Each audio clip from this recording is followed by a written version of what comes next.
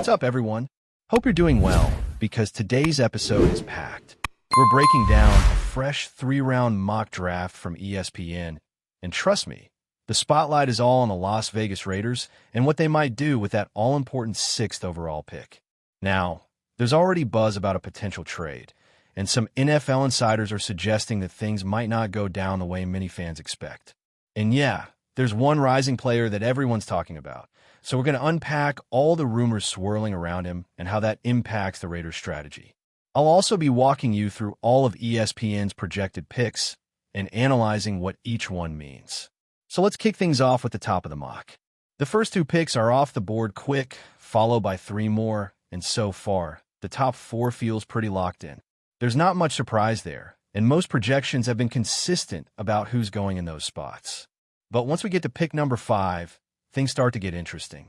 One particular player has been showing up consistently at that slot, which sets the stage for what happens at number 6 with the Raiders.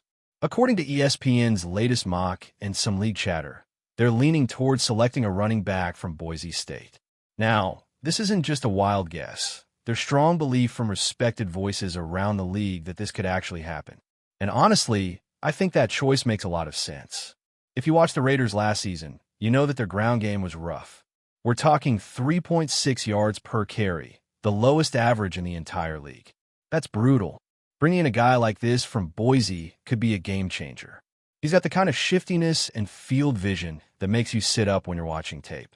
He sees the holes, hits them fast, and when he gets to the second level, he's got the burst to take it all the way. He's the kind of back who can carry the load and completely transform how the Raiders run the ball. And it's not just my take. He's become the odds-on favorite to land with Vegas at 6, especially because ESPN has consistently excluded another high-profile name from that spot in their recent mocks.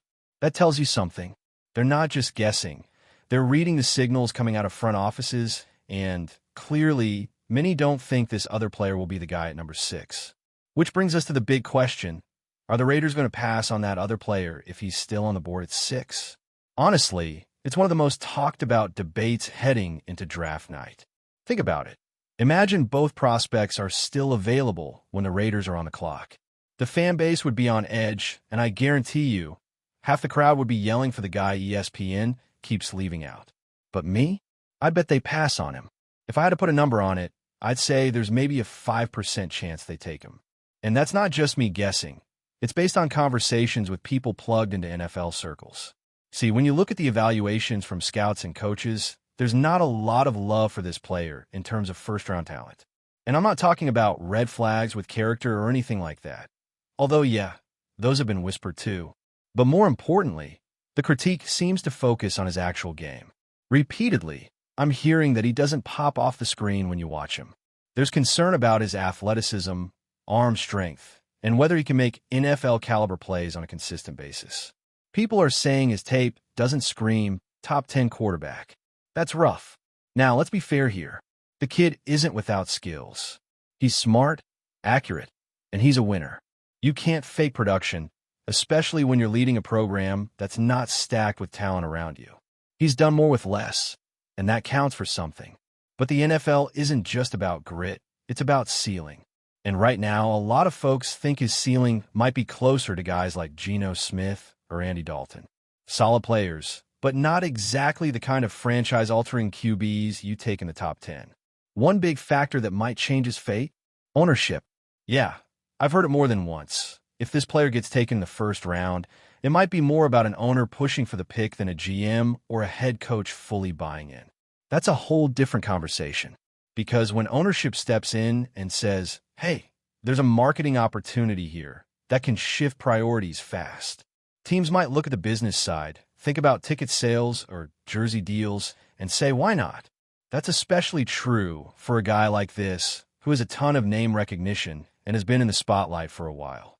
But if the decision is purely football-driven, and it's up to someone like Pete Carroll or John Schneider, I don't think this player hears his name called by the Raiders. It just doesn't align with how they build.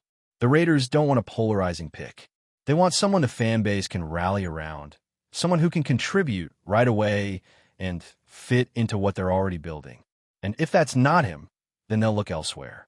From what we're seeing in this mock draft, ESPN has made it pretty clear where they stand. Their analysts have repeatedly left this player out of the Raiders' plans, and there's good reason for that. They've got access to intel that the public doesn't. So unless something changes dramatically, like a crazy pro day or a massive PR campaign from the players' camp, I think the Raiders take a different route. Anyway, as the mock continues, things get even more interesting.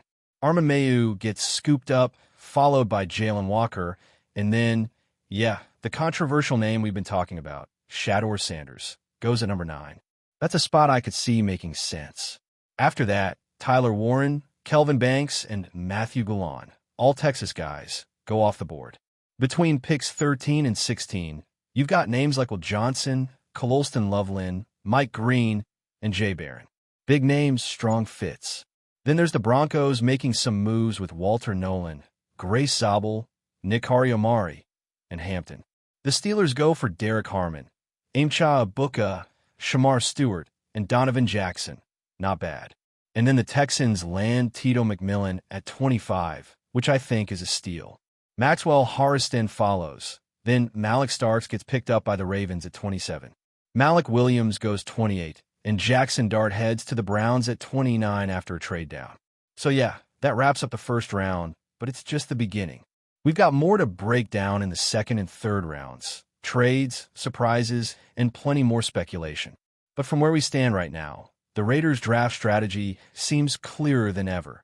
Don't expect a flashy, controversial quarterback at 6. Instead, keep your eyes on that Boise State running back.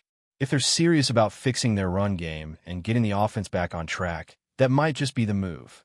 Moving into the second round of ESPN's mock draft, things start to get even more intriguing for the Raiders.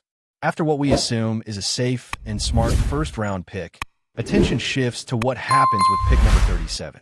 According to the mock, Vegas grabs an offensive lineman from a well-known college program. Now, here's the catch. This lineman missed 10 games last season due to a knee injury. Maxx Crosby, the explosive defensive end for the Las Vegas Raiders, has long been celebrated for his relentless play and dominance on the field. However, a recent rumor has left fans and analysts alike buzzing with disbelief. Sources suggest that Crosby could face a staggering 2-year suspension due to allegations of using a banned substance. While these rumors have yet to be confirmed by official NFL or team sources, the potential fallout from such a suspension would undoubtedly have a seismic impact on the Raiders and the entire NFL landscape. But what's the real story? Could Crosby's career be on the brink of such an unexpected and controversial downfall? Known for his fierce pass-rushing abilities, Crosby's career has been on an upward trajectory since he was drafted by the Raiders in 2019.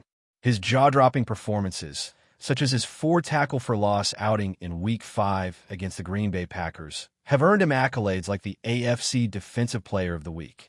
With 14.5 sacks in the 2023 season and a Pro Bowl selection, Crosby has cemented himself as one of the league's premier defensive players. But could this brilliant career be overshadowed by a substance-related scandal? That's the question that has many in the football world on edge.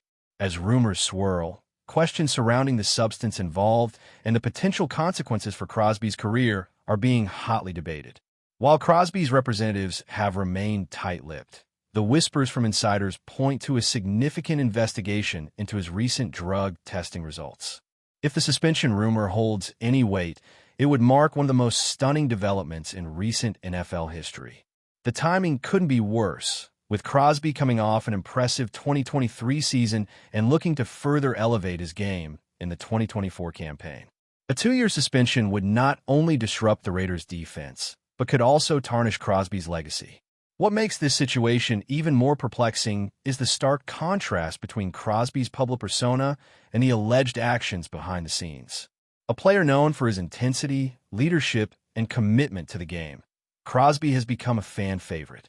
His dedication to the Raiders and his on-field achievements have made him a cornerstone of the team's defense. So how could a player of his caliber find himself at the center of such a scandal? While many will wait for official statements, the mere speculation has left fans on the edge of their seats, anxiously awaiting further developments.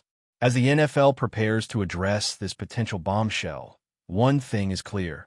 Maxx Crosby's future in the league hangs in the balance.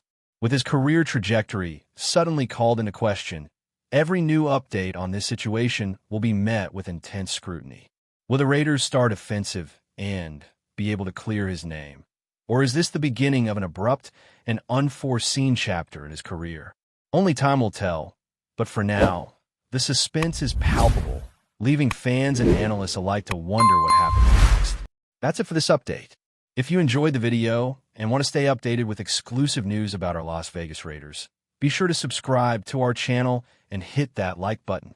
We can't wait to hear your thoughts in the comments. See you in the next video.